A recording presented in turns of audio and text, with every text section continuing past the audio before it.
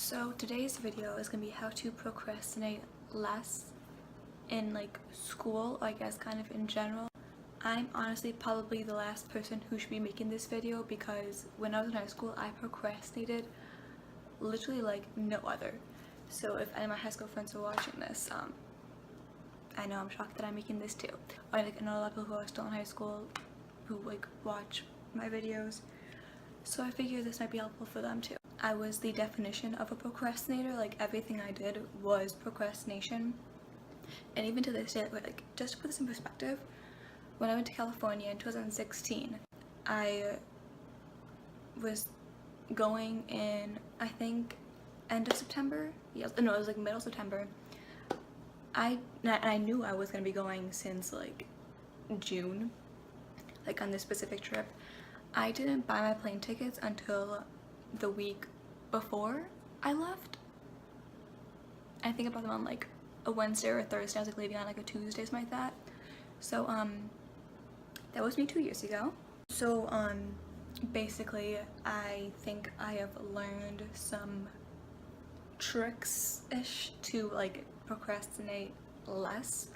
One thing I did actually, the timing is kind of funny. When I came back from California, I discovered this YouTuber, and her YouTube name is Taylor, and it wasn't until I want to say the last 6 months that she really has inspired me and helped me to become more productive and to be less procrastinating and all of this shit. I watch her videos and her vlogs, and throughout the videos and the vlogs she gives random tips and tricks and stuff as to how she's productive and how you can be more productive, and I've learned a lot from that. And another thing that's really funny actually is, I mentioned this in a vlog, my mom has been pushing me to get a diary or make a schedule or something like that since I graduated from Cletus. So since I graduated from middle school, because when we were in middle school we had assignment notebooks. Oh, we still had those in high school too, and I used it. Well, okay, here's the thing. I would write things down in it, and I would know what I need to get done. I would just procrastinate, so I had the tools, but it wouldn't encourage me to do the actual work. So I didn't believe in them, I just didn't think they helped me personally. But I think that was more of a me problem than it was the actual product itself kind of problem. She'd been trying to get me to get an assignment notebook, because we didn't get any in college, I don't think, or we could buy one. I just never bought one because I was oh, it didn't help me in high school, so it's not gonna help me in college. But now that it didn't help me, I just never. Since I graduated from high school, my mom has been asking me to get one of those things. I just never did. And then so my mama went out and bought me a journal because she's a loving and caring, beautiful person and mother. And at first I was no mom, I'm not gonna write in it. I don't want to do this. I appreciate you buying it for me, but it's completely pointless. And then it was definitely after the new year had passed, I've been getting progressively more encouraged and inspired to get my shit together finally. Since 2018, I'm 21. I'm an adult. I need to my life is put together that. After I know what my plans are. I'm at the beginning of my plans, and in order to get to where I want to be and my goal, I need to get my shit together. And I realized that, so I finally was okay, I'm gonna write in it. So I explained this in my last vlog, or not my last vlog, the vlog before my last vlog, about how I write down Monday, Tuesday, Wednesday, Thursday on each page, and each page is dedicated to 1 week of the year. And I write the days of the week down. I write down 4 things I want to get done that day, so it's not overwhelming, but it's still enough to where at the end of the day I'll feel accomplished, or at the end of the week I'll feel accomplished. So that's helpful. And another thing that I've noticed really helps me is setting alarms. To me, if I say I'll start something at a certain time, and then I'll get distracted, or I'll be in the middle of doing something, and then I'll look back at the time and it's past the time when I was supposed to start it at. I'm well, I didn't start in time, I have to wait another half hour. Does anyone else wait like 15 minutes or a half hour or an hour, not like 8 minutes, or like, do you know what I mean? Like I would just never get it done. So I definitely think that like setting an alarm is really helpful. I literally have like 20 alarms on my phone. Actually, it's kind of ironic, but I was procrastinating filming this video hardcore because I don't know, like I'm still working on like the struggles and obstacles of trying not to procrastinate. But so I put an alarm on my phone, and here I am. So I mean, the alarm worked, but it's just kind of funny how like I was procrastinating, so I put on the alarm. See, it just shows that like alarms can work.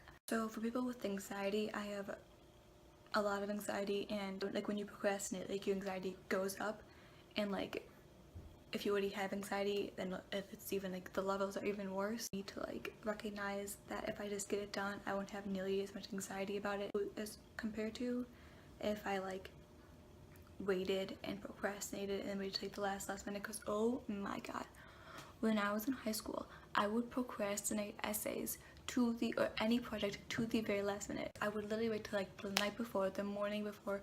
There was so many times when I would have to wake up at like an hour before school started, or an hour before I had to leave for school, to do a whole entire project.